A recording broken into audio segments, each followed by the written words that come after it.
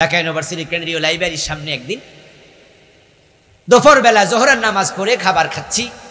ওখানে কিছু ব্রাহ্মমান দোকান বসে, তো খেচুড়ি বেছে, তো বসে বসে খেচুড়ি খাচ্ছি টেবিলে।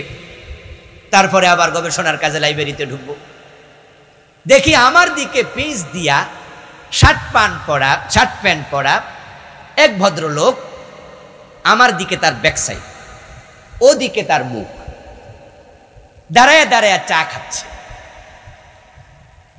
আমি একটু আশ্চর্য হলাম, তার দেখি এক হাতে চা আর এক হাতে বিড়ি। তো চায়ে চুমুক দিয়া এটা ডাইন হাতে সরাইয়া বাম হাতে বিড়ি টানে। তো আমি মনে মনে ভাবলাম যে হারে, একসাথে দুইটা খাইতে হইব, এরম বিড়ি আর চা একসাথে তো মনে পার্বত্য চিটাঙ্গের উপজাতীয় খায় না। ঢাকা ইউনিভার্সিটি পড়ুয়া সর্বোচ্চ বিদ্যাপীঠের একজন মেধাবী ছাত্র, সে কিনা একসাথে বিড়িও খায়, একসাথে চাও টানে। আচ্ছা টানুক না, কিন্তু একটু পরে আমাকে বিস্মিত করে সে ফিরল। ফিরার পরে দেখি এটা একটা মাইয়া। এর মানে আমি যাকে ছাত্র ভাবছি, এটা আসলে এক ছাত্রী। শার্ট প্যান্ট পরা, তো পিছন দিয়ে বুঝতে পারিনি, চুল একবারে পোলাপানের মতো। তো সামনে যখন ফিরছে তখন চেহারা আর বুক দেখে বুঝলাম যে বেডা না, ডাইরেক্ট। আপনার সন্তান ইউনিভার্সিটিতে পড়ে গাঁজাখোর হবে, হতে পারে মদখোর, বলা যায় না সবাই হবে তা না। সেখানে ভালো সন্তান, ভালো লোকও আছে। কিন্তু আমি বলছি আপনাকে দোস্ত শুনুন, কারণ ইন্টারমিডিয়েট পাস করার পরে আপনার কলিজার টুকরা সন্তান চলে যাবে ভার্সিটিতে। এতদিন পর্যন্ত আগলাইয়া রাখছেন, কোলে রাখছেন, বুকে রাখছেন, টেনে ফেনী কলেজে পড়েছে, বাড়ির পাশে পড়েছে। আপনার সন্তান বিড়ি খায় নাই, গাঁজা খায় নাই, আপনি টাচে রেখেছেন, সংশোধন করছেন, কাছে টানছেন। কিন্তু যদি চলে যায় জাহাঙ্গীরনগর বিশ্ববিদ্যালয়ে, ডাবিতে, ছবিতে, তখন দূরে চলে যাওয়ার কারণে হোস্টেলে থাকবে, হলে থাকবে। সৎসঙ্গে স্বর্গবাস, অসৎসঙ্গে হয় সর্বনাশ। সেখানে হলে কার সাথে মিশে বলা তো যায় না, বলা তো যায় না সেখানে কার সাথে মিশে। আমি সাভারে কিছুদিন ছিলাম, 14 বছর, অনেকদিন জমা পড়াইছি, যদিও ঢাকায় আমি পড়াই তেজগাঁওতে। একদিন ঢাকায় আসছি, আমার পাশে একটা ছেলে বসা। জিজ্ঞাসা করলাম কোথায় পড়ো? বলে জাহাঙ্গীরনগরে পড়ি।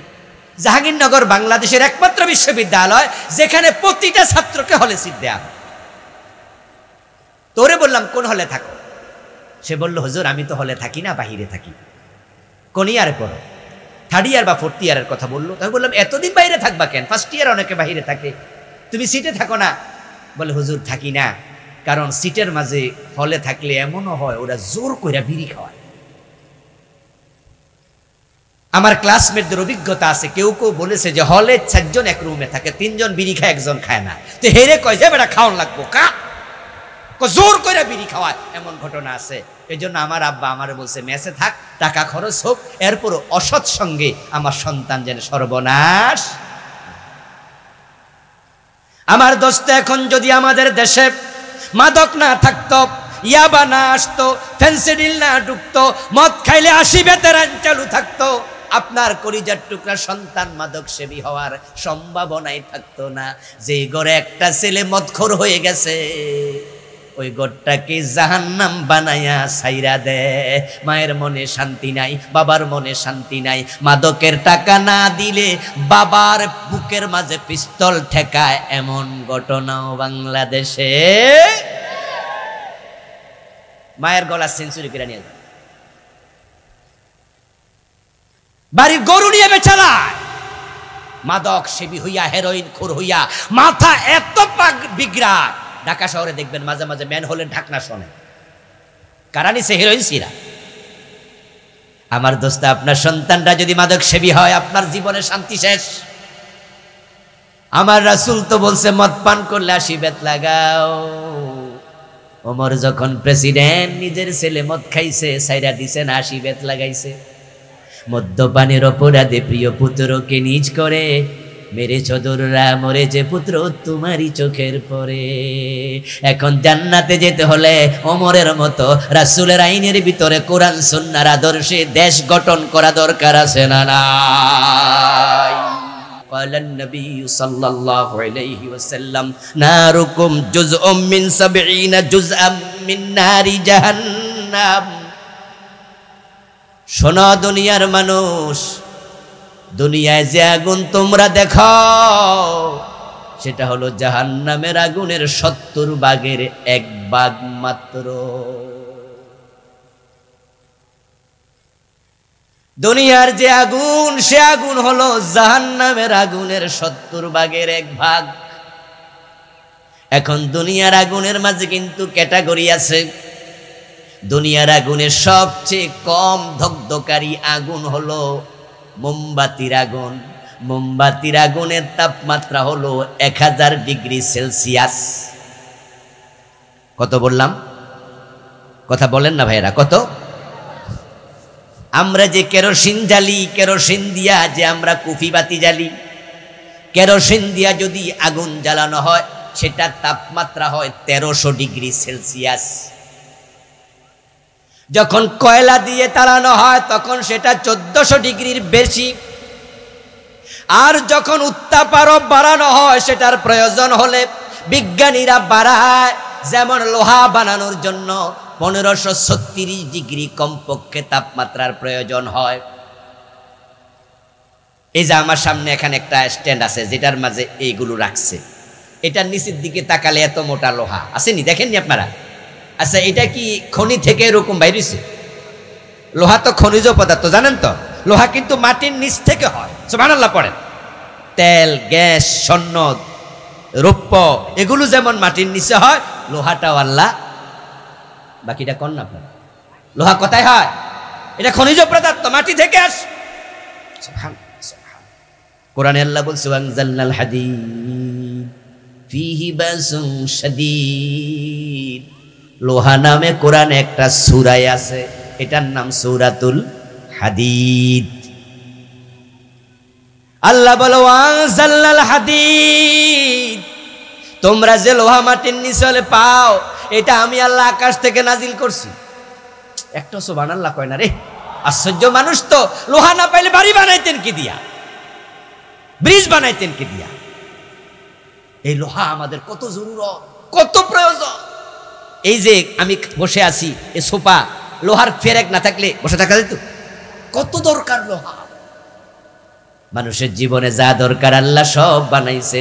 আল্লাহ আনজালনাল হাদিদ, লোহা মাটির নিচে পাও, কথা ঠিক, খনিতে আমি বানাইছি, তবে এটা আমি আসমান থেকে নাজিল করি। ইন্না আনজালনাহু ফি লাইলাতিল কদর। নুজুল বলা হয় উপর থেকে নিচে আসা, উরুজ বলা হয় নিচ থেকে উপরে যাওয়া। এই জন্য প্রিয় নবী যখন দুনিয়ার মাটি থেকে আসমানের দিকে গেছে এটার নাম মেরাজ, উরুজ থেকে এসেছে। মেরাজ, উরুজ হচ্ছে নিচ থেকে উপরে যাওয়া, আর নুজুল হলো আকাশ থেকে। ফাআনজালনাল হাদিদা, আমি লোহা নাজিল করেছি। আজ থেকে 200 বছর আগে, ফ্যানটা কই? ও কম আজকে এবার হইছে, আমার বরাবর দেন তাহলে হবে না। আজ থেকে 200 বছর আগের বিজ্ঞানীদেরকে যদি জিজ্ঞাসা করা হতো, অথবা যারা কোরআনের মুফাসসির ছিলেন তাদেরকে জিজ্ঞাসা করা হতো, আল্লাহ যে বললেন আমি লোহা নাজিল করছি, তো লোহা তো আমরা মাটির নিচে পাই, তো বৃষ্টি নাজিল হয়, তাই আমরা বালতি দিলে বৃষ্টির মাঝে পানি জমে, জমে না? জমে না? তো নাজিল হয় আমরা দেখি। কোরআন নাজিল হয়েছে আরশে আজিম থেকে, লাউহে মাহফুজ থেকে, এটা আমরা বুঝি আসমান থেকে আইছে।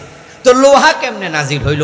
লোহা তো আমরা মাটির নিচ থেকে এটাকে আমরা কূপ খনন করে তুলি, এটা তো উরুজ হলো, নিচ থেকে উপরে আইলো। আল্লাহ যে বলল আনজালনা, তখনকার মুফাসসিররা বলতেন আল্লাহ যেহেতু বলছে এটা ঠিক, তবে আল্লাহর সব কথা বুঝার ক্ষমতা বান্দার নাই। আমরা বিশ্বাস করি কিন্তু আমরা এটা বুঝি না। এজন্য যেখানে মুফাসসিররা বোঝে নাই কোরআনের কোনো ব্যাপারে, সেখানে ওনারা ওই অংশের ব্যাখ্যা না করে ছেড়ে দিছে। এজন্য কোরআন এমন একটি কিতাব, তার ব্যাখ্যা কিয়ামত পর্যন্ত শেষ হবে না।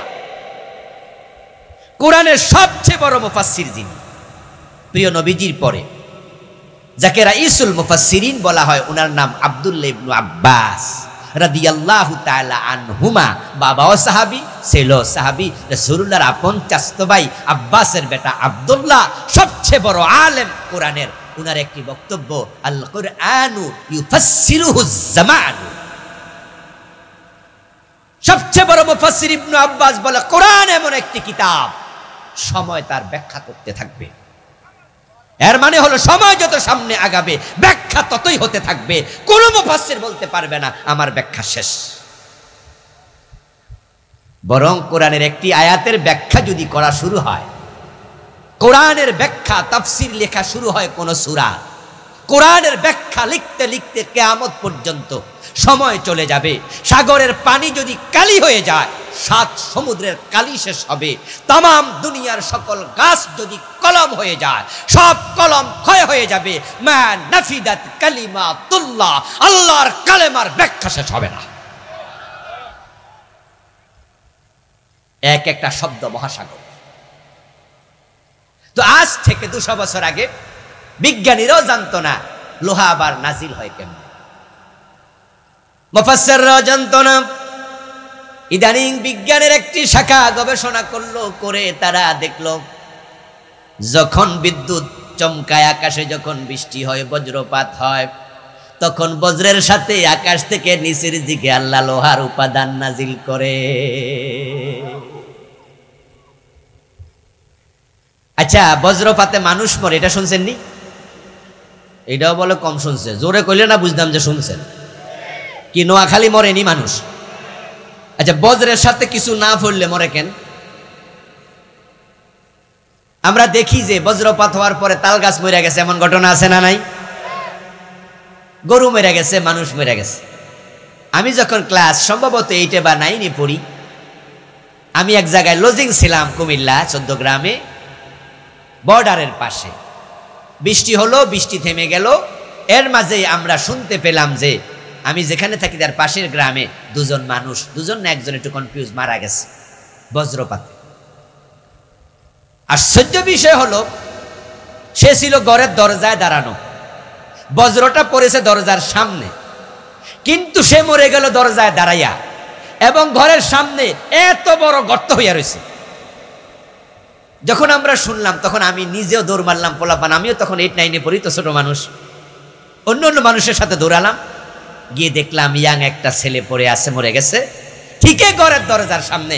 এইরকম অনেক বড় অংশ গর্তের মতো মাটি সরে গেছে। এতে কি বোঝা যায়? বজ্রপাতের সাথে আকাশ থেকে কিছু একটা পড়ে, যেটা মানুষের গায়ে পড়লে মানুষ মরে, গাছের উপরে পড়লে গাছ মরে। বিজ্ঞানীরা গবেষণা করে দেখলো আকাশের বজ্রের সাথে আল্লাহ যা নাজিল করে সেখান থেকে লোহার জন্ম হয়। সুবহানাল্লাহ। ওয়া আনজালনাল হাদীদ, আমি লোহা নাজিল করেছি। আমার বন্ধু, এই যে লোহা, এই লোহা তৈরি করে কারা? উত্তর আমরা দেব বিভিন্ন ফ্যাক্টরি, কেএসআরএম, বিএসআরএম আছে না, বড় বড় লোহার গর্তগুলো তারা আগুনের ভিতরে ঢুকাইয়া দেয়। আগুনের ভিতরে ঢুকাইয়া দিলে আগুনে এগুলো মোমের মতো গলাইয়া দেয়। তখন সেটা মোমবাতির আগুন দিয়ে হবে না, কেরোসিনের আগুন দিয়ে হবে না, শুধু কয়লার আগুন দিয়েও হবে না। কয়লার আগুন যদি হয় তার সাথে অন্য উপাদান তারা মিশ্রিত করবে, তারপরে সেটার উত্তাপ তারা বাড়াইয়া 1536 ডিগ্রিতে নিয়ে যাবে, 1600 ডিগ্রিতে নিয়ে যাবে। উত্তাপ যখন 1600-1500 পার হয়ে যায়, তখন লোহা মোমের মতো গলে সেটা চাঁচের ভিতরে ঢোকে, তারপর সেখানে রড তৈরি হয়। এবার সেটার উত্তাপ যদি 2000 ডিগ্রি সেলসিয়াসে চলে যায়, তখন লোহাটা কন্ট্রোল করা যায় না, সেটা পানির মতো এদিক সেদিক চলে যাবে, এটা দিয়ে আর লোহাও বানানো যাবে না। এই হলো দুনিয়ার আগুন। এবার দুনিয়ার ভিতরে সূর্যটাও আছে। বিজ্ঞানীরা বলেছে সূর্যের ভিতরের আগুন কত তাপ শোনো, 1,40,00,000 ডিগ্রি সেলসিয়াস।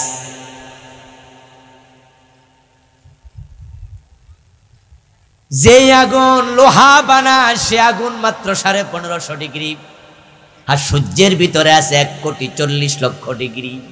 এবার জাহান্নামের আগুন হলো তার চেয়ে 70 গুণ বেশি উষ্ণ।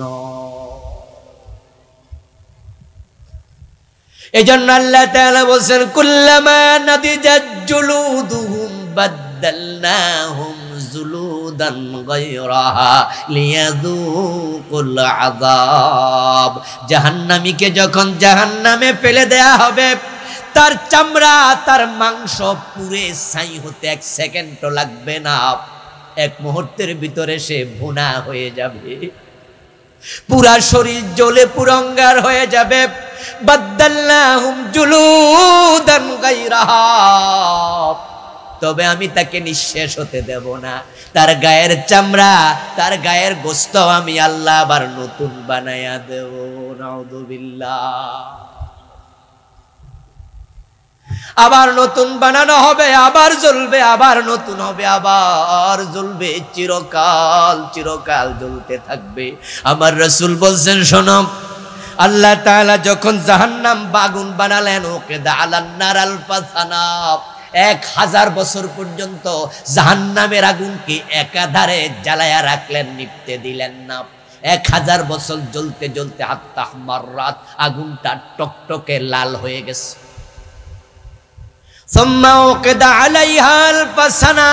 তারপরে আবার 1000 বছর তা আবার জ্বালালেন, উত্তপ্ত করলেন, হাত্তা বিয়াদ্দাত, এবার আগুনটা সাদা হয়ে গেছে। আবার 1000 বছর একাধারে জ্বালাইতে থাকলেন, হাত্তা সুওয়াদ্দাত, এবার 3000 বছর জ্বলার পর জাহান্নামের আগুন কালো হয়ে গেছে। ফাহিয়া সাউদাউম মুজলিমা, এখন জাহান্নামের আগুনটা নিকশ কালো। ওই জাহান্নামের আগুনে আল্লাহ মানুষদেরকে ফেলবেন যারা ফাজের, ফুজ্জার, কাফের। এবং রাসূলুল্লাহ বলেন, তারা যেন জাহান্নামের স্বাদ ভালো করে আস্বাদন করতে পারে, তাই তাদের দেহটাকে আল্লাহ এত বড় বানাবেন যেটা মানুষের কল্পনার সীমার বাহিরে। আমার রাসূলুল্লাহ বলছেন, দরসুল কাফেরে মিসলু উহুদ, এক একটা কাফের জাহান্নামীর দাঁত হবে উহুদ পাহাড়ের সমান বড়। উহুদ পাহাড় হলো 8 মাইল লম্বা, 3000 ফিটের চেয়ে বেশি উঁচু। জাহান্নামীর দাঁত হবে উহুদ পাহাড়ের সমান, তাহলে 32 দাঁতের গাল হবে কত বড়। মা বাইনা মানকিবাইল কাফির কামা বাইনা মক্কা ওয়াল মদিনা। প্রিয় নবীজি আবার বলছে, বডি কত বড় হবে শোনো, তার এই সাইড থেকে এই সাইড পর্যন্ত হবে মক্কা থেকে মদিনার সমান বড়।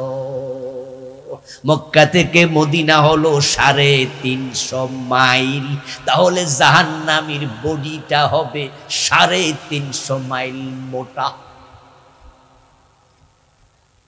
ওয়াগলাজু জলদিহি ইসনাতানে ওয়া 40 জিরাআ, ওয়াগলাজু জলদিহি 60 জিরাআ, 70 জিরাআ। ভিন্ন ভিন্ন হাদিস পাওয়া যায়, জাহান্নামীর দেহের চামড়াটা হবে 42 গজ মোটা, 70 গজ মোটা।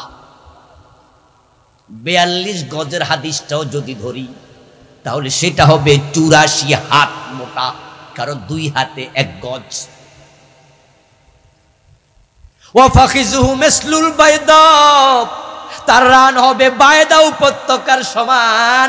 আরব দেশে একটা বিশাল উপত্যকা আছে, ওই পাশে পাহাড় আছে, মাঝখানে বিশাল মরুভূমি, তারপরে আবার পাহাড় আছে, ওই মাঝখানটাকে উপত্যকা বলা হয়। রাসূল বলে, বায়দা উপত্যকা যত বড়, এক একটা রান হবে তত মোটা। কিন্তু এত বড় শরীরটা জাহান্নামের আগুনে ফেললে জ্বলে পুড়ে ছাই হতে 1 সেকেন্ডও লাগবে না। ফাত্তাকুন নার ওয়াকুদুহান নাস ওয়াল হিজারা, জাহান্নাম থেকে বাঁচো, কিছু মানুষ হবে জাহান্নামের আগুনের ইন্ধন। ও আমার দোস্ত, জান্নাত যদি না পান, জাহান্নাম নিশ্চিত। তো যারা সুদে টাকা লাগায়া বসে আছেন, এই অবস্থায় মৃত্যু হলে আপনি জান্নাতটা কেমনে পাবেন? কারণ হাদিসে পাওয়া যায়, সুদ খেলে 73টা বড় বড় গুনাহ হয়, সবচেয়ে ছোটটা হলো নিজের মায়ের সাথে জেনা করা। তাহলে সুদে টাকা লাগানো অবস্থায় যার মৃত্যু হয়, সে তো মায়ের সাথে জেনা করতে করতে মরে।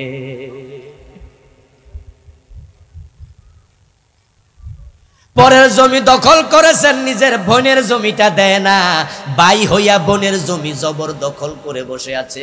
এমন জালেম ভাই বাংলাদেশে আছে না নাই? আমি তাকে বলি সে হলো সবচেয়ে বড় ডাকাত, সে হলো দুনিয়ার সবচেয়ে বড় ডাকাত, যে নিজের আপন বোনের জমি ভাইয়ের জমি দখল করে। কেন তাকে বড় ডাকাত বললাম? কারণ দুনিয়ার ডাকাতেরা নিজের এলাকায় ডাকাতি করে না। এজন্য মানুষ বলে ডাকাতের তীরে ডাকাতের ঘাটে নৌকা ভিড়াও, সেখানে নৌকা ডাকাতি হবে না। নদীর তীরে ডাকাতের বাড়ি, রাতের বেলায় থাকবেন, নৌকা ভিড়াবেন কই? কই ডাকাতের বাড়ির ঘাটে ভিড়াও। কারণ বেড়া নিজের বাড়ির ডাকাতি করবো না। এলাকায় রাস্তায় দাঁড়াইয়া ছুরি হাতে লইয়া আপনারে কয় যে ভাই যা আছে পকেটে দিয়া দেন। এই ডাকাত যদি আপনার এলাকার হয়, বেড়া যা মাস্ক পরুক, চাদর দিয়া মুখ ঢাকুক, কিন্তু কণ্ঠ শুনা তো আপনি চিনা লাইবেন, ঠিক না? কেডারে আনাস নিরে, ঠিক নেই? রাস্তা এলাকার ফলাফান যদি ছুরি হাতে লইয়া কয় এই মুরব্বি যা আছেন তা দেন, আপনি কণ্ঠ শুনা চোখ দেখ কত চিনা লাইবেন।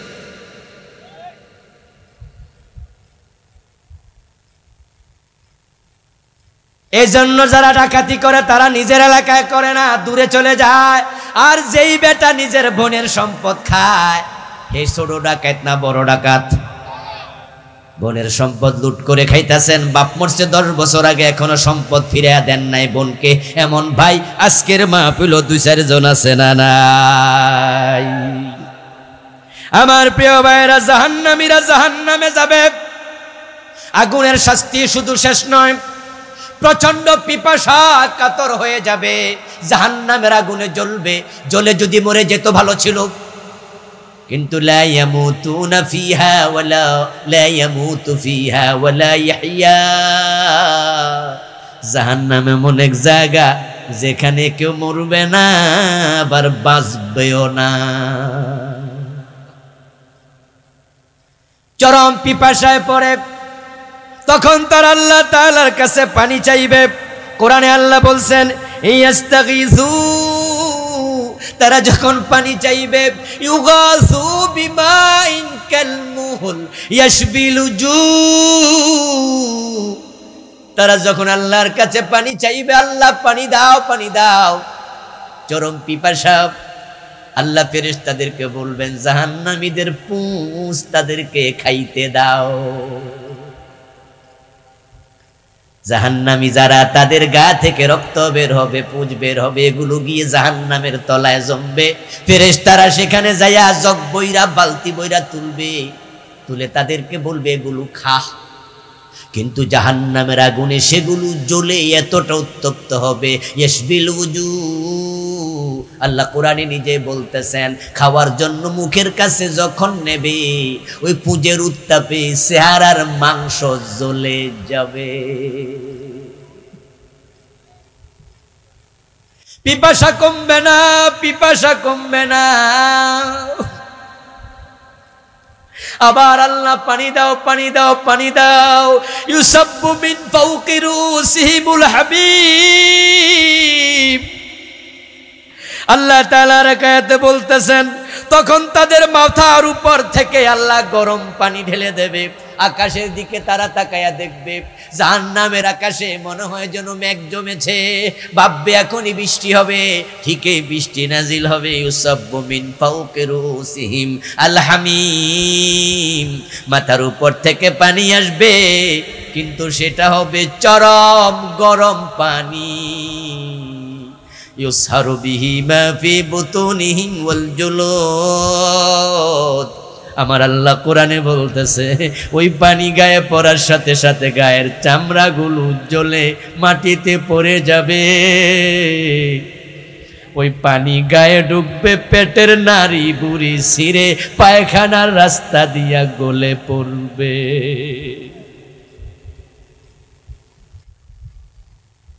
কিন্তু পিপাসা কমবে না। আল্লাহ আবার ঠিক করে দেবে, আবার আল্লাহ পানি দাও পানি দাও, ক্ষুধা ঢেলে দেবে। রাসূলুল্লাহ বলছেন আর এক হাদিসে, অনেকগুলো হাদিস আমি এনেছি, সব তো আর বলার সময় হবে না। রাসূলুল্লাহ বলে চরম ক্ষুধা আল্লাহ দেবে। আল্লাহ খাবার দাও খাবার দাও, তখন আল্লাহ কোরআনে বলছেন ইন্না শাজারাতাজ যাক্কুমি তুআমুল আথিম, জাহান্নামের আগুনে উৎপাদিত একটা গাছ আছে, ওই গাছের নাম হলো যাক্কুম। আল্লাহ যাক্কুম গাছকে বলবে এটা খা। জাহান্নামীরা তখন ক্ষুধার তাড়নায় যাক্কুম গাছ খাওয়া শুরু করে দেবে। কাল মুহলি ইয়াগলি ফিল বুতুনি কাগালিল হামিম, ওই যাক্কুম গাছের রস যখন পেটে ঢুকবে, চুলার উপরে পানি গরম হওয়ার পরে যেমন উতরাতে থাকে, আমার আল্লাহ কোরআনের মাঝে বলতেছেন পেটের মাঝে যাইয়া ওগুলো উতরাতে থাকবে। রাসূলুল্লাহ বলেন পেটের নারী বুড়িগুলো কেটে পায়খানার রাস্তা দিয়ে গলে বের হবে। ইউসকা মিন মাইন সাদীদ, আরেকাত আল্লাহ বলেন তখন তাদেরকে মাউন সাদীদ দেয়া হবে। এটা আরেকটা আযাব, আরেকটা আযাব, পিপাসা কমবে না, তখন দেবে এটা পান করো। রাসূলুল্লাহ বলছেন তখন তারা এটা পান করার জন্য হাতে নেবে। ফাইদা উদনিয়া মিনহু, যখন মুখের কাছে নেবে, শাওয়া ওজহুহু, তার চেহারাটা জ্বলে যাবে। ওয়াকাত ফারওয়াতু রাসিহি, এবং মাথার চামড়াটা গলে পড়ে যাবে। ফাইজা শারবাহু কাত্তামাহু, ওই মায়ে সাদিদ পেটে যাবে, নারী বুড়িগুলো কেটে ফেলবে। হাত্তা ইয়াখরুজা মিন দুবুরিহি, পিছনের রাস্তা দিয়ে বেরিয়ে যাবে। আল্লাহ আবার ঠিক করে দেবেন, এভাবে চলবে। লা ইয়াদুকুন ফিহা বারদান ওয়ালা শারাবা ইল্লা হামিমা ওয়া গাসসাকা, তাদেরকে আল্লাহ তাআলা সেখানে গাসসাক পান করাবেন। প্রিয় নবী বলছেন গাসসাক কি? শোনো, লাওয়ান্না দালওয়াম মিন গাসসাকিন ইহুরাকু ফিদ দুনিয়া লাআনতানা হালাদ দুনিয়া, গাসসাক হলো এমন নিকৃষ্ট একটি পানীয়, এক বালতি গাসসাক যদি দুনিয়ায় ফেলে দেয়া হতো, একবারে সাহারা মরুভূমির মাঝখানে, বাড়ি নাই, ঘর নাই, সেখানে গাছপালা পর্যন্ত নাই, হাজার হাজার মাইল ধরে মরুভূমি, কিন্তু শোনো, যদি সেখানেও এক বালতি গাসসাক ফেলে দেয়া হতো, ওই গাসসাকের দুর্গন্ধে তামাম দুনিয়া নষ্ট হয়ে যেত। রাসূলুল্লাহ সাল্লাল্লাহু আলাইহি ওয়াসাল্লাম আরেকটি হাদিসে বলছেন, যে যাক্কুমের রস পান করানো হবে, শোনো, লাওয়ান্না কাতরাতাম মিনাজ যাক্কুম কুতরাত ফি দারিদ দুনিয়া, ওই যাক্কুম নামক গাছের এক ফোঁটা রস যদি দুনিয়াতে ফেলে দেয়া হতো, লাফসাদাত আলা আহলিদ দুনিয়া মাআইশাহুম, তাহলে তামাম দুনিয়া আর বসবাসের উপযোগী থাকতো না। এক ফোঁটা যাক্কুম গাছের দুর্গন্ধে তামাম দুনিয়া বসবাসের উপযোগিতা হারিয়ে ফেলতো। ফাকাইফা বিমান ইয়াকুনু তামুহু, এবার আমার রাসূল বলেন ওই রস যারে এবার খাওয়ানো হবে, জাহান্নামে তার অবস্থা কেমন হবে নিজেরা অনুমান করো।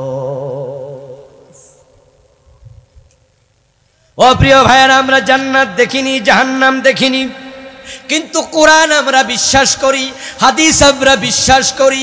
ঈমানের কারণে আমরা জানি এই কথাগুলো মিথ্যা না সত্য। এখন ৭২ দল জাহান্নামী হবে, জান্নাতি মাত্র হবে কয় দল? একটু সবাই দয়া করে বলুন কয় দল জান্নাতি? এখন জান্নাতি দলে ঢোকা দরকার আছে না নাই? এখন জান্নাতি দলটা চিনবেন কেমনে? আমার রাসূলকে সাথে সাথে কোনো এক সাহাবী প্রশ্ন করে বসলেন, ইয়া রাসূলুল্লাহি ওয়া মাহি, ক্বালা মা আনা আলাইহি ওয়া আসহাবি, হুজুর জান্নাতি দলে তো ঢুকতে চাই, সে দলটা কেমনে চিনব? আমার রাসূল বলেন, আমি এবং আমার সাহাবারা যে দলে আছি, আমাদের মত এবং পথ, আমার চিন্তা চেতনা যার কাছে আছে, বুঝবা সেই শুধু জান্নাতি। আমার রাসূলের দল যখন মদিনায় ক্ষমতায় ছিল 10 বছর, তখন কি দেশ ব্রিটিশ আইনে চালাইছে না আল্লাহর আইনে চালাইছে? মানুষের আইনে মদিনা চলছে না আল্লাহর আইনে। তাহলে প্রমাণ হলো রাসূলের দল মানে কোরআনের দল। আবু বকর, ওমর, ওসমান, আলী রাদিয়াল্লাহু তাআলা আনহুম, উনারা সাহাবী, 30 বছর দেশ চালাইছে। হযরত ওমর তো অর্ধ দুনিয়া চালাইছে। আপনাদের কাছে আমি একটু জানবো, মুসলিম হিসাবে জবাব দিন, আবু বকর, ওমর, ওসমান, আলী মন মতো দেশ চালাইছে না কোরআন মতো? সে কোরআন বাংলাদেশে আছে না নাই? এখন কোরআনের দলে যোগ দেয়া দরকার আছে কিনা? যদি সেই দলে ঢুকতে না পারেন, কপালে জান্নাত নাই।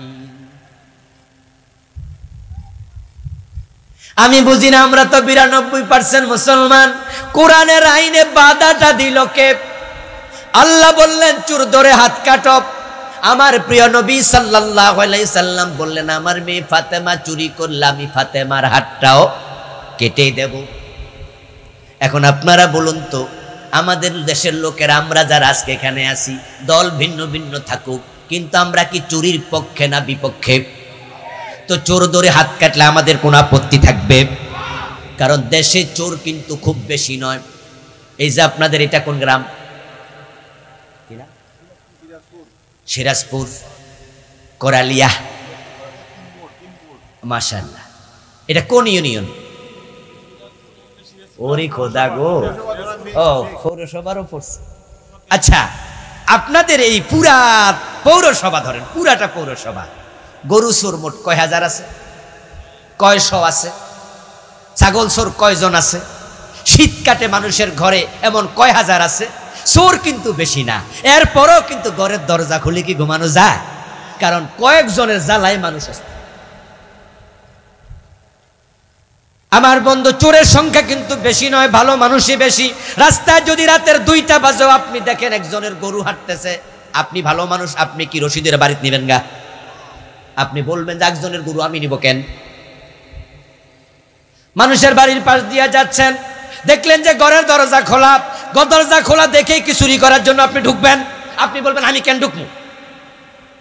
আসলে চোর বেশি নয়, কিন্তু অল্প কয়জন চোরের জ্বালায় লাখ লাখ মানুষ শান্তিতে ঘুমাতে পারে না।